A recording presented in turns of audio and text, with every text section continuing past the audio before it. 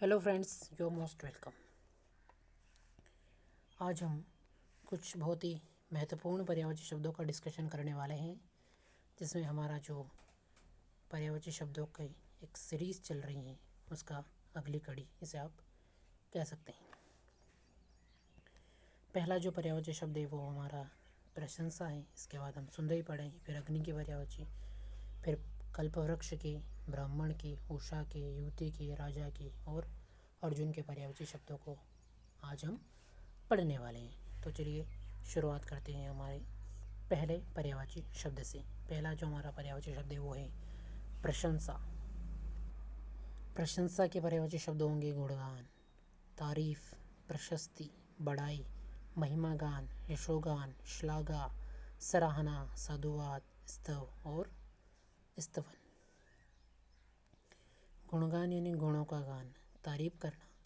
प्रशस्ति पत्र जो देते हैं वो प्रशंसा पत्र होता है एक तरीके से। महिमा गान, महिमा का गान करना। यशोगान, यश का गान करना। सराहना करना, ये सभी प्रशंसा के पर्यायवाची शब्द होते हैं। नेक्स्ट जो हमारा पर्यायवाची शब्द आता है वो आता है सुंदरी।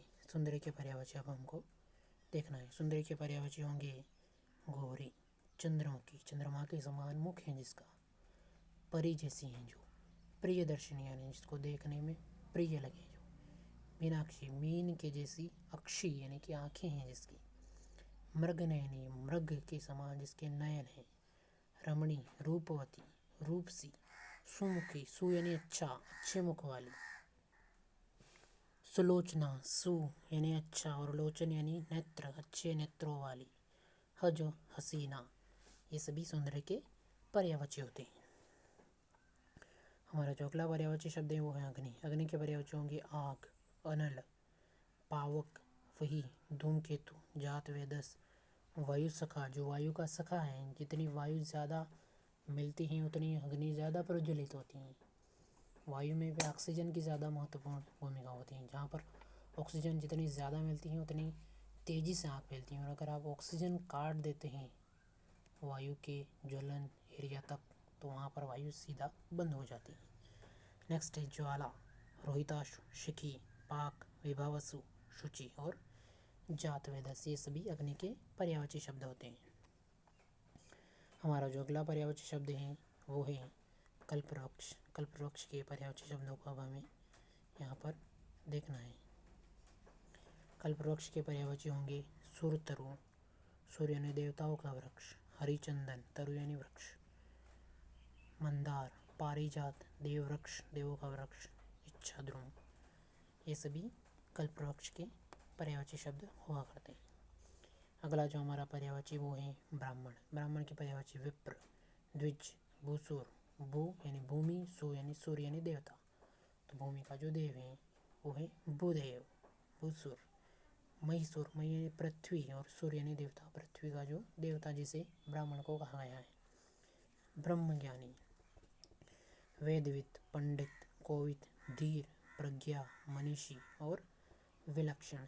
ये सभी ब्राह्मण के पर्यायवाची शब्द होते हैं। अगला हमारा पर्यायवाची है उषा। उषा यानी कि सवेरा। इसके पर्यायवाची होंगे अरुणोदय, उषा, तड़का, प्रत्युष, प्रभात, भोर और सवेरा। नेक्स्ट हमारा पर्यायवाची शब्द आता है होता है युवती। युवती यानी कि तरुणी, नवयुवती, नवयौवना, प्रमदा, प्राप्त यौवना और वयस्का। नेक्स्ट है राजा के पर्यायवाची शब्द। राजा के पर्यायवाची होंगे अवनीपति। अवनी यानी पृथ्वी और पति यानी पृथ्वी का पति यानी पृथ्वी का स्वामी। क्षितिज, क्षिति में यानी भी पृथ्वी होता है, और ईश यानी कि देवता, तो पृथ्वी का देव। छत्रपति, पूरे छत्र का पति। नरेंद्र, नरों में जो इंद्र है, नरों में जो इंद्र है यानी कि नरों का राजा। नरेश, नरों का ईश यानी कि नरों का राजा। नृप, नृपति, बादशाह। भूप, लोकेश, इस पूरे लोक का ईश है, वो राजा है। भूपति, भूमि का पति। शाह, महीप और सुल्तान, पति यानी स्वामी। ये सभी राजा के पर्यायवाची होते हैं। अब हमारा जो शब्द आता है अर्जुन, वो लास्ट हमारा पर्यायवाची शब्द है आज का। अर्जुन के पर्यायवाची होंगे कपिध्वज, किरीट कौंते कुंती पुत्र हैं इसलिए इन्हें कौंते कहते हैं। गांडीवधर अर्जुन के धनुष का नाम था गांडीव, और धर यानी धारण करने वाला अर्जुन, तो गांडीव को धारण करने वाला अर्जुन गांडीवधर। धनंजय पार्थ, भगवान श्री कृष्ण इन्हें पार्थ कहते थे। विजय श्वेतवाहन और जिष्णु ये सभी अर्जुन के पर्यायवाची होते हैं। तो आज हमने प्रशंसा, सुंदरी, अग्नि, कल्पवृक्ष, ब्राह्मण, उषा, युवती, राजा और अर्जुन के बेहद ही महत्वपूर्ण पर्यायवाची शब्दों का डिस्कशन किया है। धन्यवाद, शुक्रिया।